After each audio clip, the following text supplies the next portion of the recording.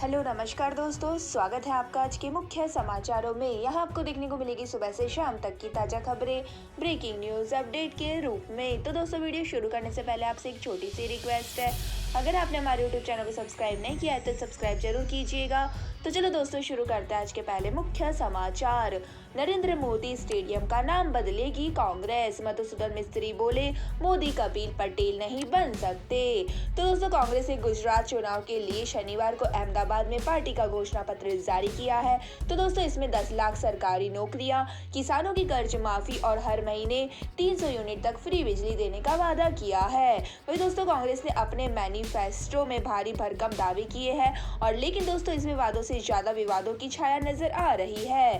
तो दोस्तों, आपको बता दें कि पार्टी ने अहमदाबाद में नरेंद्र मोदी स्टेडियम का नाम बदलकर सरदार पटेल करने का ऐलान किया है। वही दोस्तों, बिल्किस बानो गैंगरेप केस में दोषियों की रिहाई रद्द कर उन्हें फिर से जेल भेजने की बात कही है। और दोस्तों, आपको जानकारी के लिए बता दें कि पार्टी नेता मधुसूदन मिस्त्री ने तो यह तक कह दिया है कि मोदी कभी पटेल नहीं बन सकते हैं और उन्होंने कहा कि इस चुनाव में उन्हें औकात दिख जाएगी। तो दोस्तों, वही आपको बता दें कि कांग्रेस ने अपने घोषणा पत्र में यह भी कहा है कि सत्ता में आने पर 10 लाख युवाओं को सरकारी नौकरी दी जाएगी और इनमें महिलाओं को 50% तक आरक्षण मिलेगा और सरकारी भर्ती के भ्रष्टाचार और बार बार पेपर लीक होने की घटनाओं को रोकने के लिए फास्ट ट्रैक कोर्ट बनाने का वादा भी किया गया है। साथ ही दोस्तों, बेरोजगारों को 3000 रुपए बेरोजगारी भत्ता देने का वादा किया है। इसी के साथ दोस्तों, चलते आज के अगले मुख्य समाचार की ओर। ममता की मंत्री का कमेंट, हमारी राष्ट्रपति कैसी दिखती है, भाजपा ने शर्मनाक बताया तो पलटे अखिल।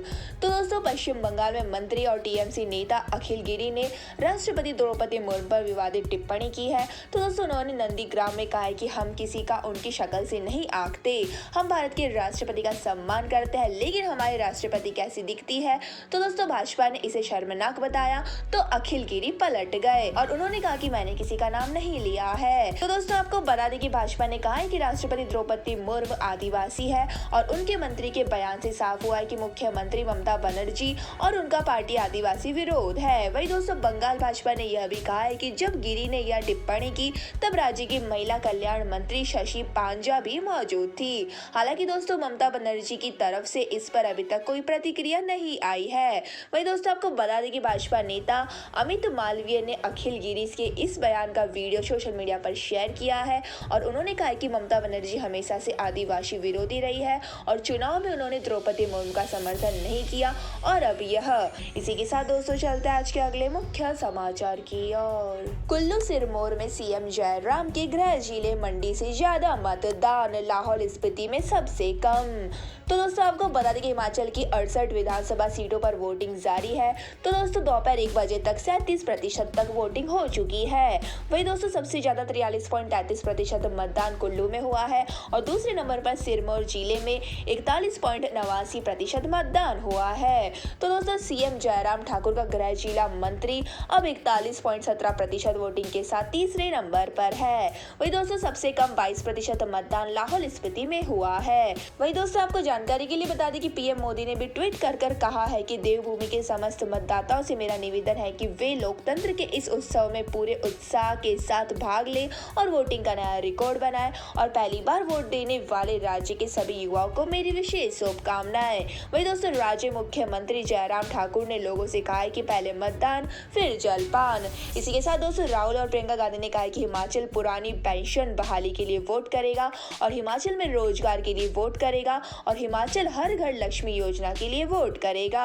वही दोस्तों, चंबा जिले के कंपियाली क्षेत्र पांगी के पुर्थी मतदान केंद्र में सुबह 8 बजे ईवीएम मशीन खराब होने की शिकायत आई है और दोस्तों, मतदान 1 घंटे देरी से शुरू हुआ है। इसी के साथ दोस्तों, चलते हैं आज के अगले मुख्य समाचार की ओर। शाहरुख खान को मुंबई एयरपोर्ट पर कस्टम ने रोका, शारजाह से 18 लाख की घड़ियां लाए थे, 7 लाख रुपए का जुर्माना लगा। तो दोस्तों, बॉलीवुड सुपरस्टार शाहरुख खान को मुंबई एयरपोर्ट पर कस्टम ने रोक लिया। तो दोस्तों, एयरपोर्ट पर तैनात एयर इंटेलिजेंस यूनिट यानी एआईयू के सूत्रों ने बताया कि शाहरुख शुक्रवार रात को शारजाह से लौटे थे और उनके पास महंगी महंगी घड़ियां और उनके कवर थे जिनकी कीमत 18 लाख रुपए थी। तो दोस्तों इन घड़ियों के लिए शाहरुख खान को 6.43 लाख रुपए की कस्टम ड्यूटी चुकानी पड़ी। वही दोस्तों आपको बता दें कि Shahrukh Khan private charter plane से शुक्रवार रात करीब 12:30 बजे मुंबई पहुंचे थे और यहाँ T3 टर्मिनल पर करीब रात 1 बजे रेड चैनल पार करते समय कस्टम ने शाहरुख खान और उनकी टीम को रोका था और उनके बैग की जांच में बबून एंड ज़ुरबक घड़ी, रॉयलेक्स घड़ी के 6 डिब्बे, स्प्रिट ब्रांड की घड़ी, एप्पल सीरीज की घड़ियां मिली, साथ ही घड़ियों के खाली बॉक्स भी मिले थे। तो दोस्तों वही आपको बता दें कि एयरपोर्ट पर घंटे भर चली कार्रवाई के बाद शाहरुख और उनकी मैनेजर पूजा ददलानी को भी जाने दिया गया, लेकिन शाहरुख के बॉडीगार्ड रवि और टीम के बाकी सदस्यों को रोक लिया गया। और दोस्तों जानकारी के मुताबिक शाहरुख के बॉडीगार्ड रवि ने ही 6,87,000 रुपए की कस्टम ड्यूटी चुकाई है। इसी के साथ दोस्तों चलते हैं आज के अगले मुख्य समाचार की ओर। इस हफ्ते सोने चांदी में शानदार तेजी, सोना 52,000 और चांदी 61,000 के पार हुई, आगे भी जारी रह सकती है तेजी। तो दोस्तों इस हफ्ते सोने चांदी की कीमतों में शानदार तेजी देखने को मिली है। तो दोस्तों IBJ की वेबसाइट के अनुसार सराफा बाजार में इस हफ्ते सोने में 1321 रुपए की तेजी आई है। तो दोस्तों इस हफ्ते की शुरुआत यानी 7 नवंबर को सोना 50,960 रुपए पर था, जो अब 52,281 रुपए प्रति 10 ग्राम पर है। तो दोस्तों आपको बता दें कि शानदार तेजी के साथ चांदी एक बार फिर से 61,000 के पार निकल गई है। तो दोस्तों इस हफ्ते चांदी 60,020 रुपए से बढ़कर 61,354 रुपए प्रति किलोग्राम पर पहुंच गई है, यानी दोस्तों इस हफ्ते इसकी कीमत में 1334 रुपए की तेजी आई है। इसी के साथ दोस्तों चलते हैं आज के अगले मुख्य समाचार की ओर। ग्लोबल रिकवरी से शेयर बाजार में रफ्तार, सेंसेक्स साल के उच्चतम स्तर पर पहुंचा, 6 महीने में ही 17% ग्रोथ।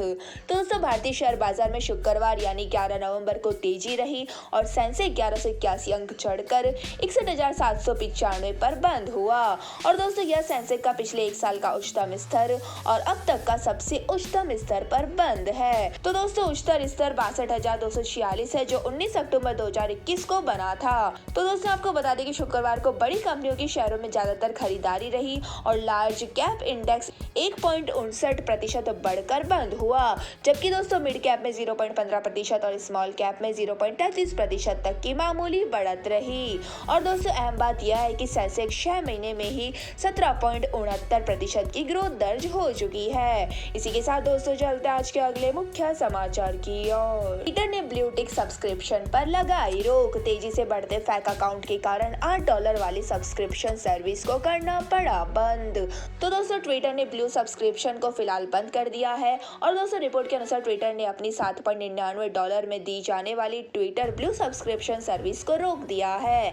और दोस्तों ट्विटर ने अपने iOS यूजर्स के लिए यह सेवा शुरू की थी, लेकिन दोस्तों मैशेबल की रिपोर्ट के अनुसार ट्विटर के iOS ऐप के साइड बार में ब्लू सब्सक्रिप्शन लेने के लिए जो ऑप्शन पहले उपलब्ध था वह अब दिखाई नहीं दे रहा है। दोस्तों आपको बता दें कि द वर्ज ने भी यह नोटिस किया कि यूजर्स को यह सुविधा नहीं मिल रही है और यूजर्स को एक मैसेज मिला जिसमें लिखा था कि आपकी रुचि के लिए धन्यवाद, ट्विटर ब्लू भविष्य में आपके देश में उपलब्ध होगा, कृपया बाद में देखें। तो दोस्तों आपको बता दें कि इसके बाद मामले को अपने हाथ में लेते हुए एलन मस्क ने ट्वीट किया कि किसी और को दर्शाने की कोशिश करने वाले किसी भी अकाउंट को तब तक के लिए बंद कर दिया जाएगा जब तक कि वे इसे एक पैरोडी अकाउंट घोषित नहीं करते।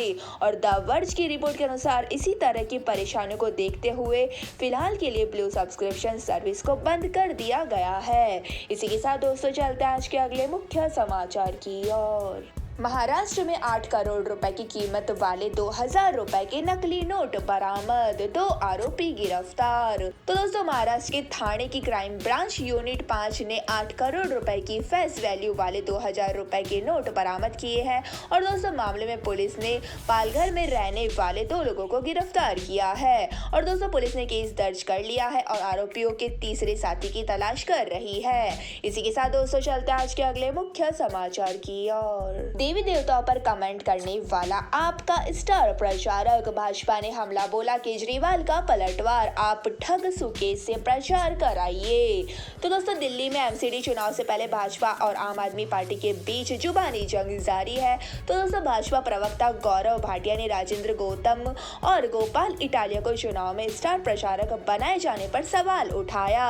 तो दोस्तों इस पर केजरीवाल ने कहा है कि तिहाड़ जेल में बंद ठग सुकेश चंद्रशेखर को भाजपा में शामिल करना चाहिए और उसको अध्यक्ष बनाना चाहिए और कम से कम उसे स्टार प्रचारक ही घोषित कर दे। वही दोस्तों आपके नेता राजेंद्र गौतम और गोपाल इटालिया पर हिंदू देवी देवताओं पर कमेंट किया था। वही दोस्तों आपको जानकारी के लिए बता दें कि दिल्ली के सीएम अरविंद केजरीवाल ने उपराज्यपाल विनय कुमार सक्सेना पर भी निशाना साधा है।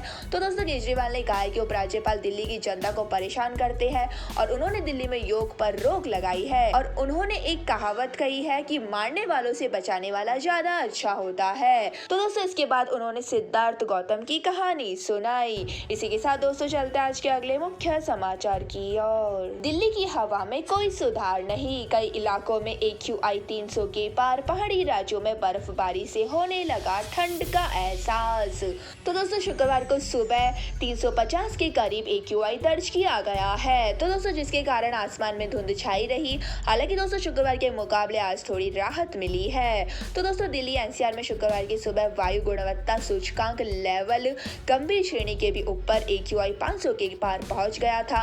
तो दोस्तों दिल्ली के आसपास के सटे इलाकों की बात करें तो नोएडा में 353, गुरुग्राम में 346 रहा था। तो दोस्तों इसके साइड इफेक्ट से बचने के लिए एक्सपर्ट ने कमरे में कपूर जलाने और बार बार पानी पीने की सलाह दी है। वही दोस्तों आपको बता दें कि उत्तराखंड, हिमाचल प्रदेश और जम्मू कश्मीर के पहाड़ी इलाकों में बर्फबारी के कारण दिल्ली में अब पॉल्यूशन के साथ तापमान में गिरावट होने लगी है। तो दोस्तों जिसके कारण सुबह और देर शाम ठंडक महसूस होने लगी है। वही दोस्तों मौसम विभाग ने आज अधिकतम तापमान 29 डिग्री सेल्सियस और न्यूनतम तापमान 13 डिग्री सेल्सियस तक रहने की संभावना जताई है। वही दोस्तों आपको बता दें कि NHRC बढ़ते प्रदूषण को लेकर सख्त रवैया अपनाया है और उत्तर भारत खासकर पंजाब में पराली जलाए जाने के मामलों पर जल्द कड़े कदम उठाने को कह रहा है।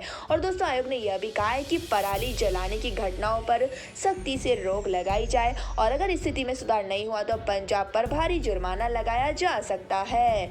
तो दोस्तों यह थे हमारे आज के मुख्य समाचार। हमारी वीडियो को ज्यादा से ज्यादा लाइक करें, शेयर करें और हमें कमेंट करके जरूर बताइए कि आपको हमारी वीडियो कैसी लगती है। धन्यवाद। जय हिंद।